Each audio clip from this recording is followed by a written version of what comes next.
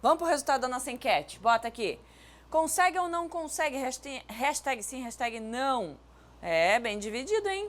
55,6% do nosso público consegue controlar o que os filhos veem na internet, mas 44,4% não consegue.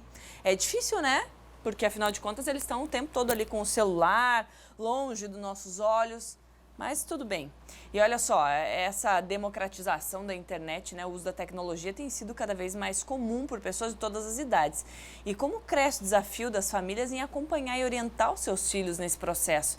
E aí como é que a gente faz para proteger as crianças dos perigos da internet? Quem vai responder para a gente é o especialista em mídias sociais, Moisés Cardoso. Bem-vindo, tudo bem? Tudo bom, Angie? Olá e olá a todos que nos assistem. Obrigada por estar aqui de novo, porque a gente sabe que a internet a gente ama, mas tem seus perigos.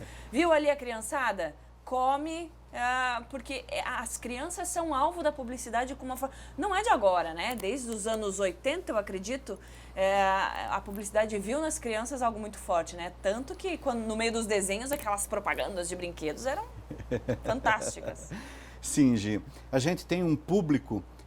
alvo muito interessante para as grandes marcas, as grandes empresas. Quando a gente vai para a internet, a gente tem esse potencial elevado, principalmente com relação ao YouTube. Muitas vezes a criança está acessando aquele ambiente digital pela conta dos pais, ou seja, a publicidade ela é relevante a um adulto que é o dono daquele perfil. Certo. Então, toda a publicidade que vai vir muitas vezes é relacionada para um pai e não para o filho. Então aí é a primeira problemática, porque os pais não entendem como é que funciona a própria plataforma.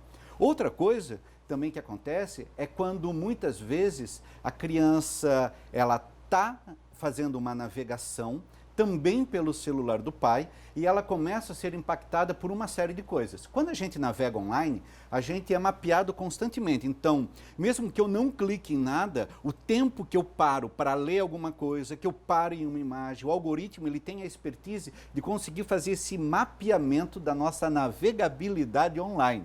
Sim. Então, a gente não pode ser ingênuo de achar que a gente só está dando uma olhadinha ali no celular e assim por diante. Não. Tudo aquilo é negócio, todos os nossos hábitos diante de uma tela pequena, tudo isso serve para mostrar os nossos hábitos, as nossas preferências e as marcas e as empresas conseguem fazer isso retornar de alguma forma dentro da publicidade online. Claro, que já está ali com tudo isso prontinho para... Opa, ele abriu isso aqui, então vou mandar mais para ele. Agora, para uma criança que não tem essa... não sabe disso, o pai, a mãe também não sabem, mas como é que a gente faz para proteger a privacidade e os dados dessa criança? Porque ela, de repente alguém aparece ali, pergunta alguma coisa, ou ela preenche alguma coisa que não deveria, ela abre a vida para quem quiser. Certo. A gente tem uma lei, a Lei 13.709 de 2018, que ela cuida da privacidade dos dados. Essa lei, ela só vai entrar em vigor em 2020, e ela tem um conselho ali que é meio duvidoso, né? A gente tem umas raposas cuidando do galinheiro, basicamente.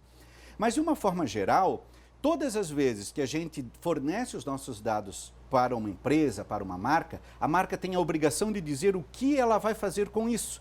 Ou seja, a gente está fornecendo esses dados, ok, beleza, ela tem que nos dizer para que isso será usado. Só que o problema é que isso é sempre colocado nas letrinhas miúdas, aquelas que a gente não dá bola. Que ninguém vai ler. Ou quando a gente baixa um aplicativo, ninguém lê as normativas. A gente tem padrões de idade, então o Facebook da vida é 13 anos para começar a entrar naquela rede social. Mas tem crianças que driblam esse perfil, né, mentem com relação à idade para poder fazer parte.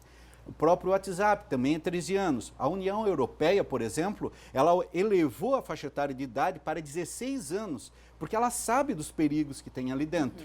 Então a gente tem um ambiente online que é tão perigoso quanto uma rua. Se quando a gente era pequeno, o medo era que um estranho nos abordasse na rua, nos oferecesse uma bala, na internet isso só foi digitalizado. Tem estranhos que podem vir falar com a gente no ambiente online, links maliciosos. Ou seja, vale a velha regra, não aceite nada de estranhos, não converse com estranhos. A bala que eu não deveria aceitar na rua é o link que eu não devo clicar hoje em dia. Certo. O estranho que eu devo baixar a minha cabeça e andar reto é aquela pessoa que vem me dar um oi no WhatsApp que eu não sei quem é.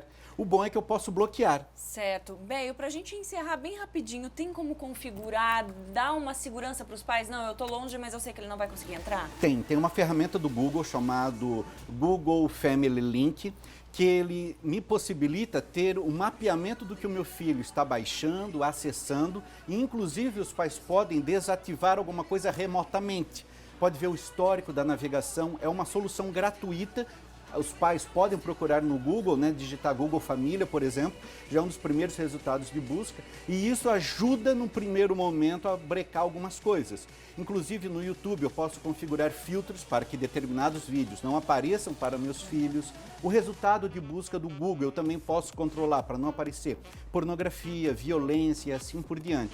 Então esse, digamos, é a nossa primeira camada de proteção, que não custa absolutamente nada, só precisa as famílias correr um pouquinho mais para se informar. Perfeito. E conversar sempre, né? Converse com seu filho, que ele sabe. Minha mãe falou que eu não podia. Então, se ele não for, né, arteiro, ele vai saber que ele não pode ir lá. Bem, obrigada por estar aqui com a gente. Eu que agradeço. E uma ótima semana. Para todos nós.